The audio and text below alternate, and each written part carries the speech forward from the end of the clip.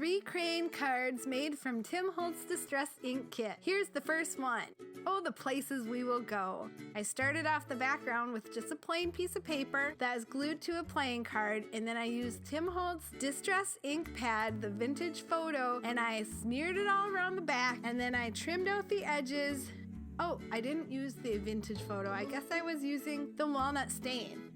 Then I decided that I was going to use a stamp and make sure that it was something cool, and I used this bike, and I totally dug it. And I made like a little foreground to allow the bike to roll around on the path. And I stamped some hearts above the bike because everybody loves to bike around and be free.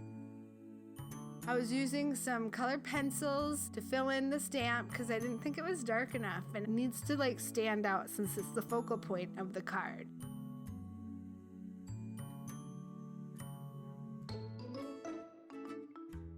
My colored pencils were like the worst, so I had to sharpen them, and it worked way better after I did that.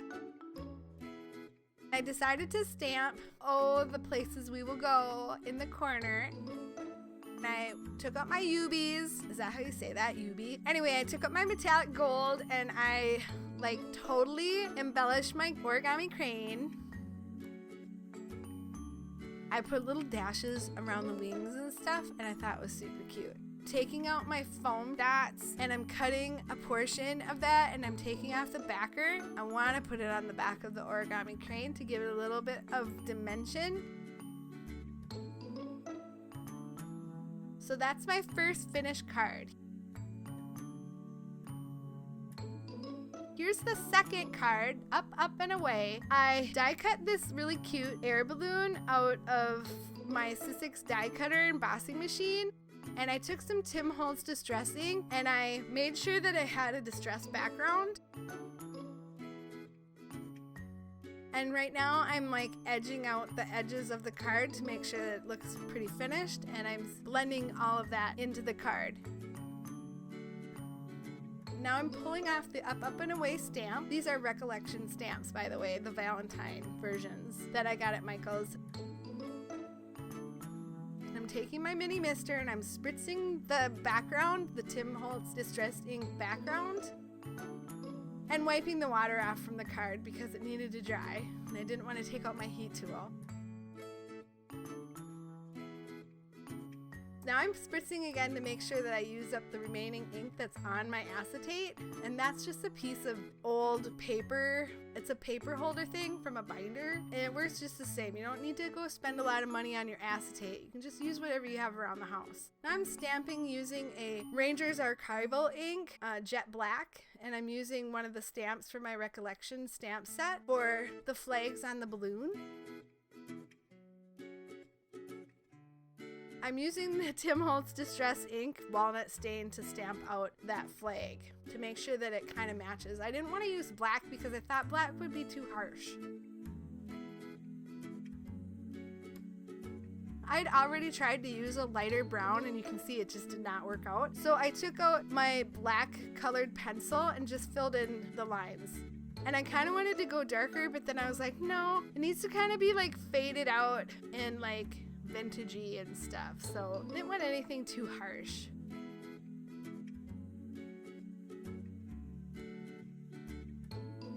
I think my focal point on this card should be the crane and the stamp. So there's my little hot air balloon. And now I'm distressing the crap out of this origami crane, putting a bunch of ink on it, and I'm like blending the ink into the paper.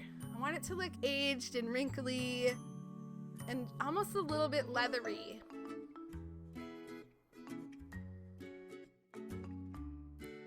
I'm using my tape runner on the back of the hot air balloon to make sure that I get a good connection to the paper because I know I have ink on the back. So I stick that on there, and because I edged around the hot air balloon, it really stands out and I like it.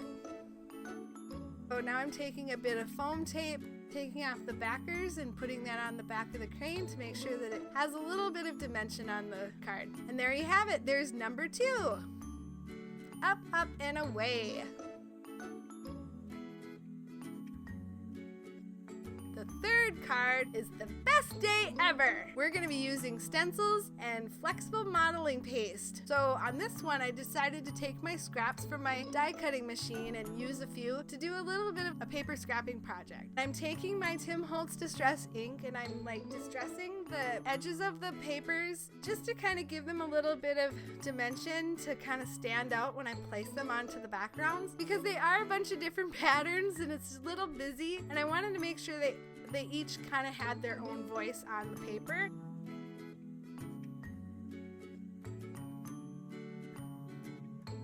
Now I'm taking just a regular Elmer's glue stick and I'm just sticking some of these scraps onto the paper to make my landscape. And this glue dries clear, so that purple stuff, that's not going to be on there.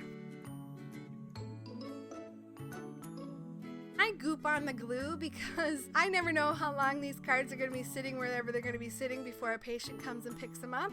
So you want to make sure that they're stuck on there.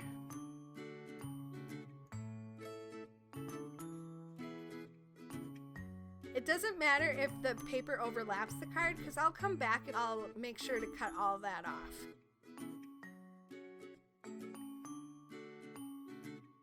Each of these cards are put on a playing card that are usually donated from the local casinos around town. That gives some sort of structure to the back of these pattern papers.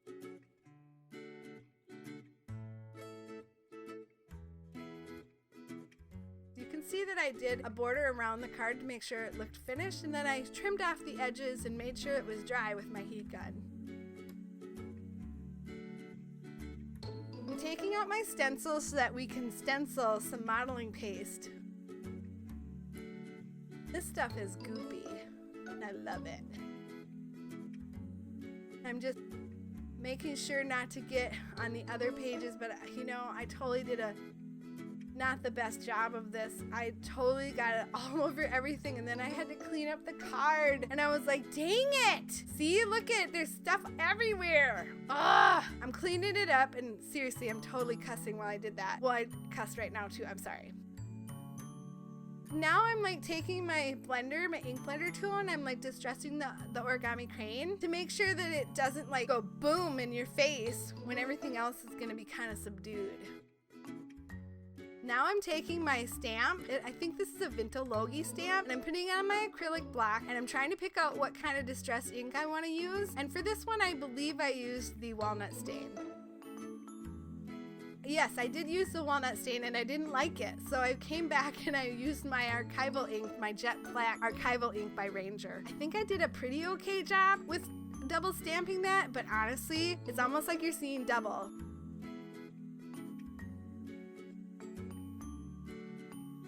So I took out some of my paint, I just used a little dab of it, used my acrylic block as a palette. I used my little mini mister and I put a little bit of water on my block and I started painting away. And I have two different colors here. I'm not sure the colors, but I'll link both of the paints in the description below should you be interested in what the colors are. My paint started to dry, so I had to come back my mini mister and like spritz it again. Then I missed it because hello, every time I use that stupid thing, I like missed everything else except where I want it to miss. Now I'm making sure I use up every bit of that paint because I absolutely hate putting that paint down the drain. Is that just me that does that? I just can't stand it. And it totally ruins the pipes if you do it too much. You know what I mean? You gotta make sure you're taking care of your plumbing. Anyway, so now I'm just going around the edges of the card to make sure that it looks finished from the sides, and I'm blending it into the card.